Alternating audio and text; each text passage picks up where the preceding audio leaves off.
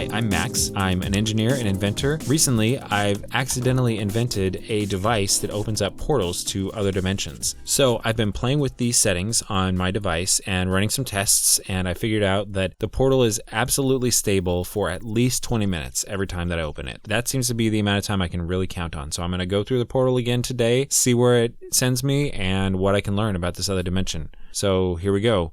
Turning on the Bageltron 2000.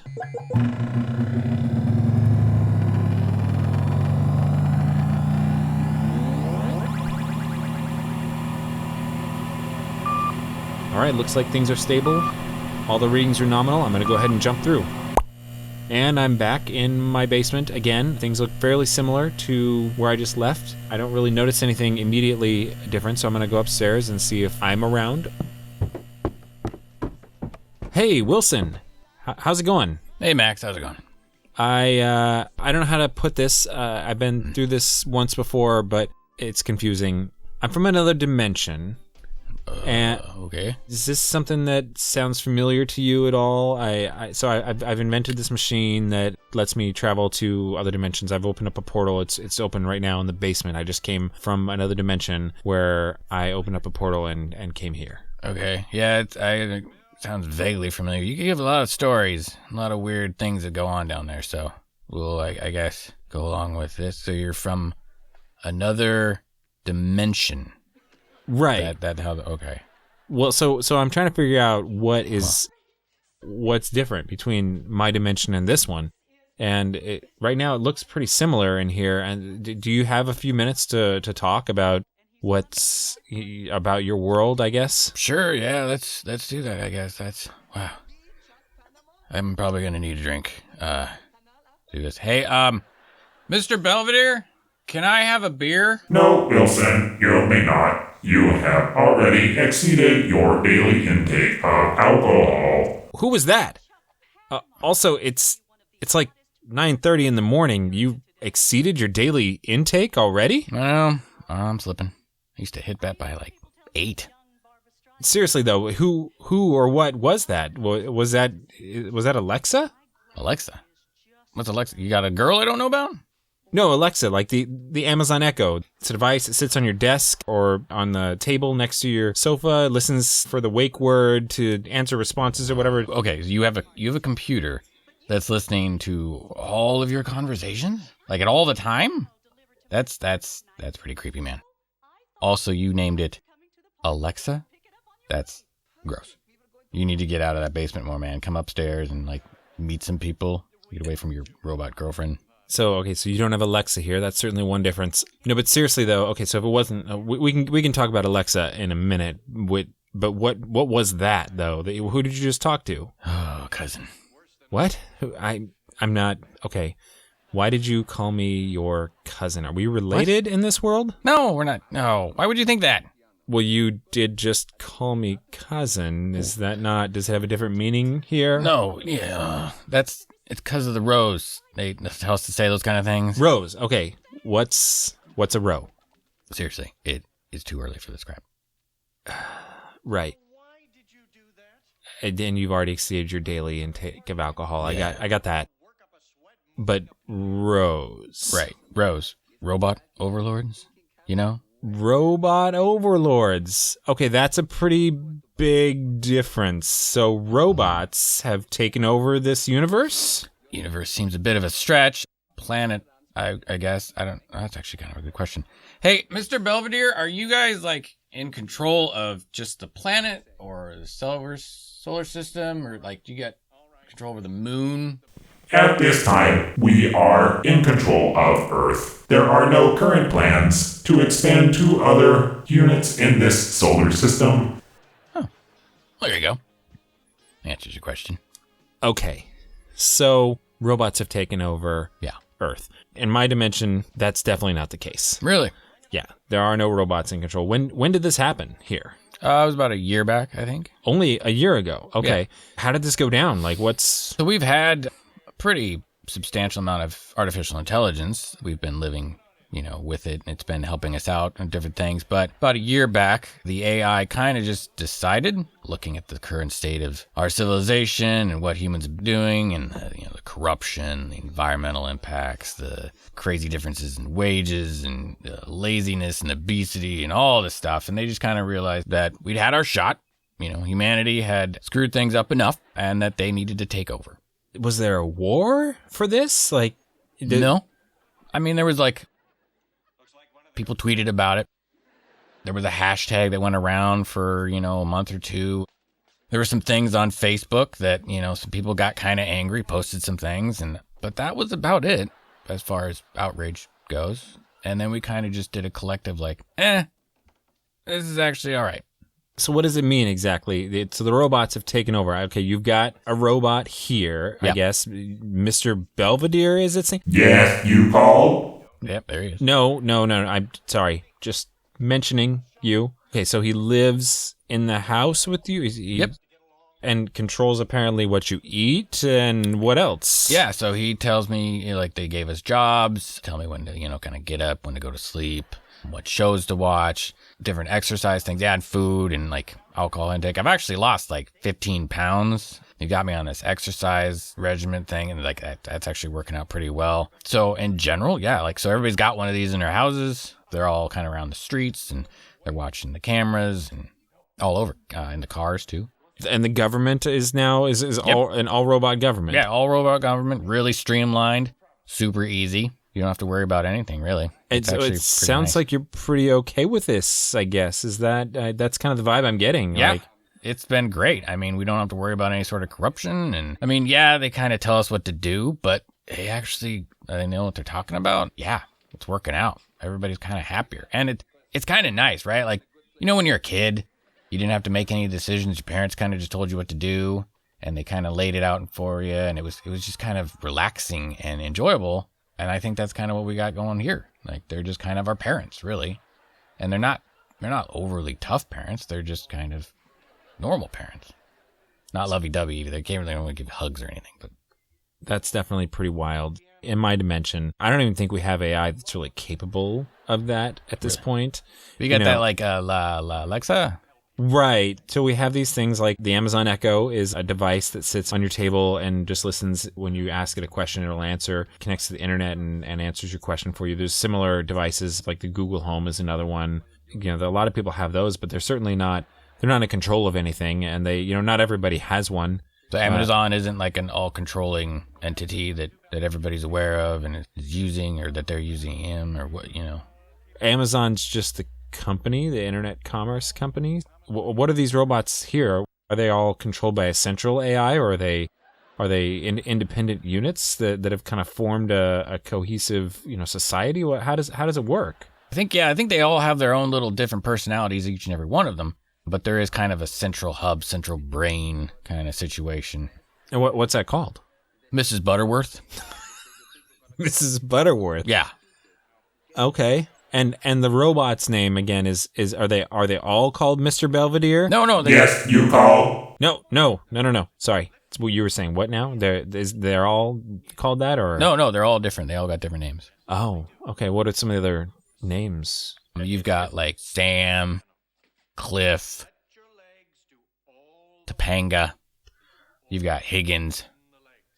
You've got Screech. Huh. Okay, I'm sensing a bit of a theme here.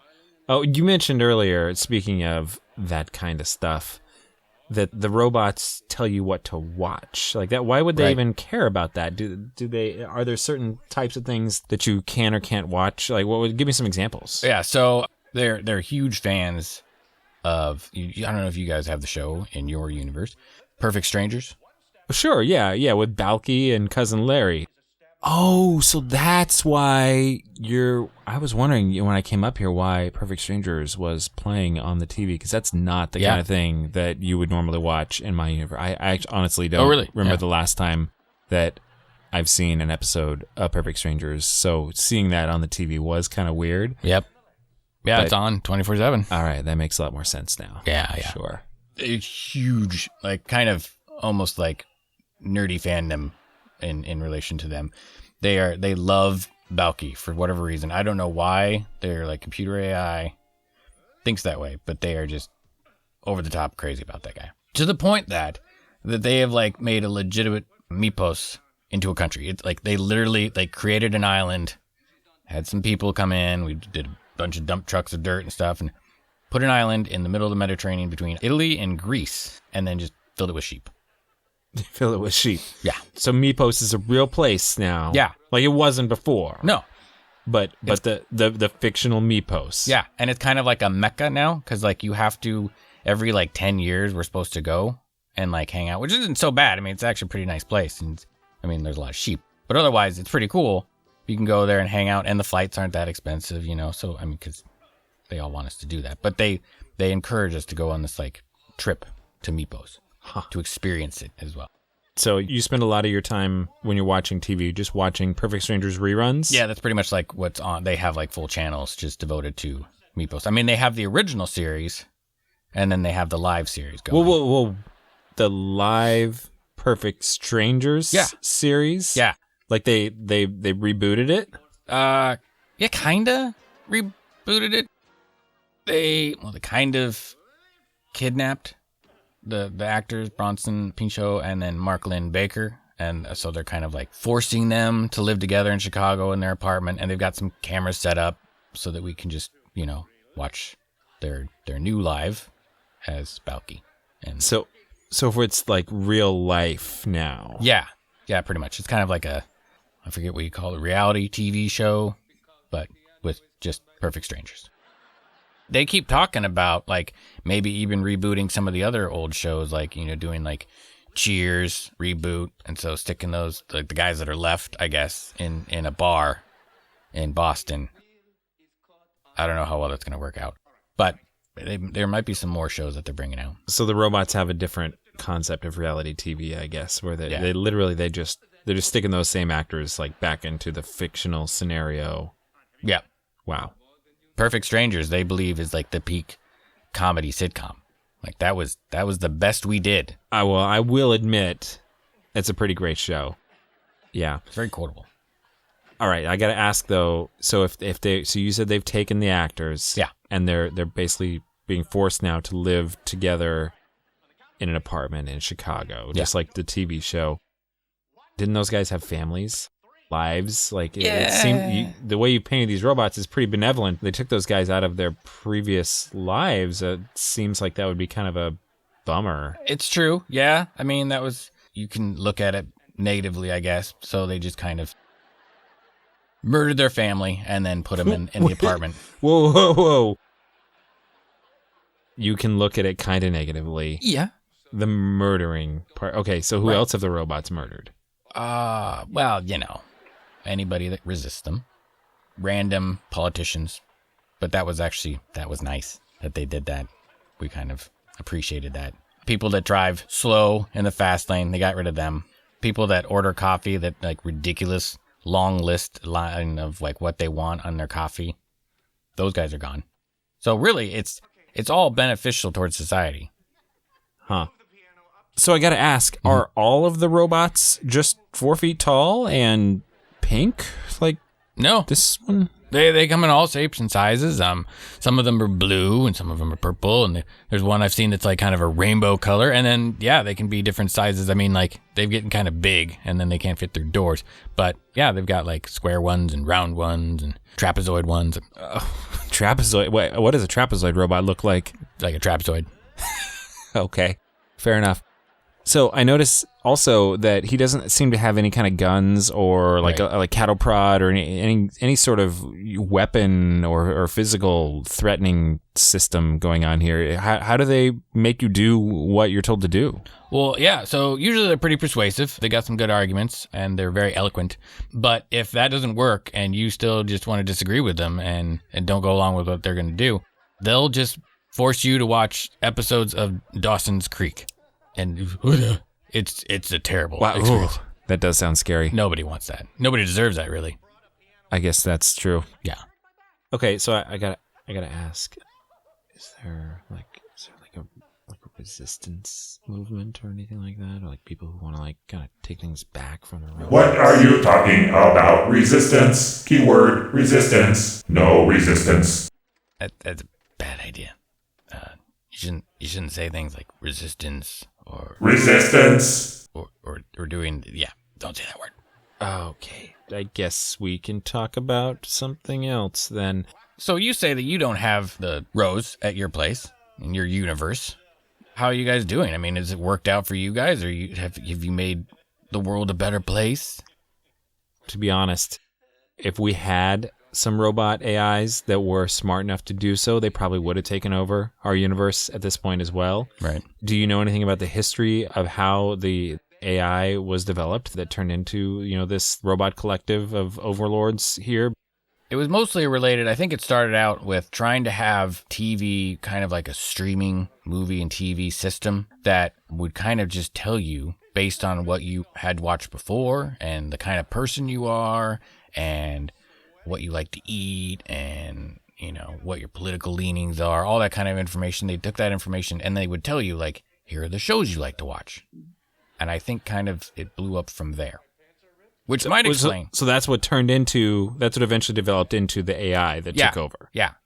This is the TV recommendation engine. Right. So, we have something kind of like that in my dimension with Netflix. Do you have Netflix? No, we don't have Netflix. Okay, well, yeah, so Netflix is just a streaming video service.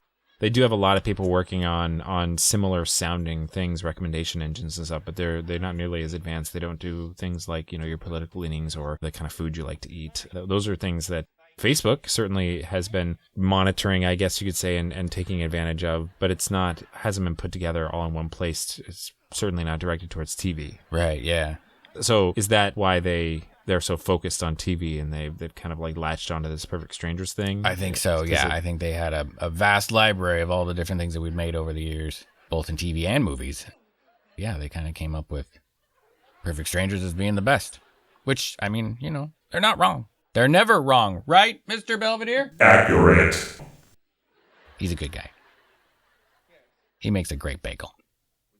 Where is the Max from this dimension? Where am I guess? So you're a fairly successful guy. You created the Bageltron 2000. Huge success over here. Wait.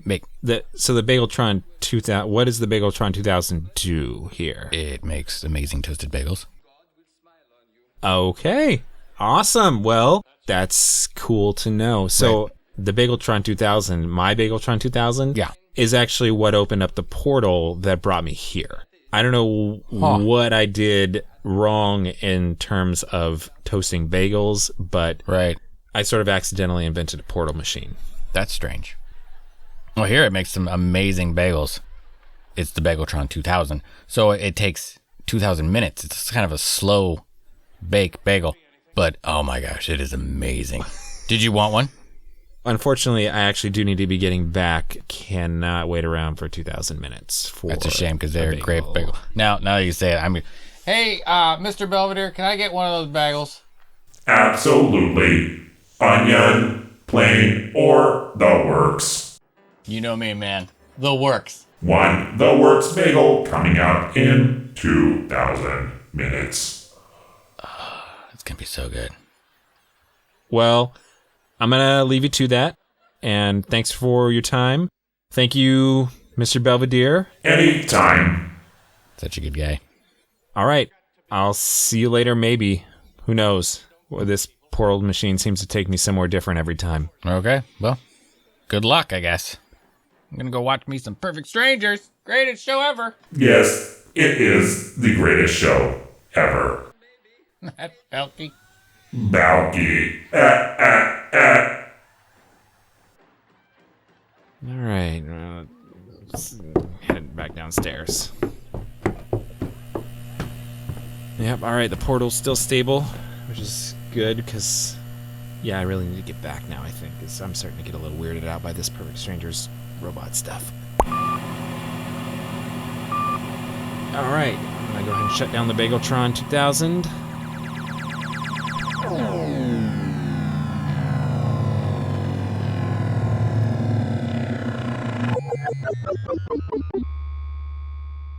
All right, everything looks good.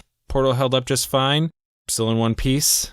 So that's Perfect Strangers Robot World. That was definitely an interesting experience. I'm going to do some more tests and see if I can try this again in another week.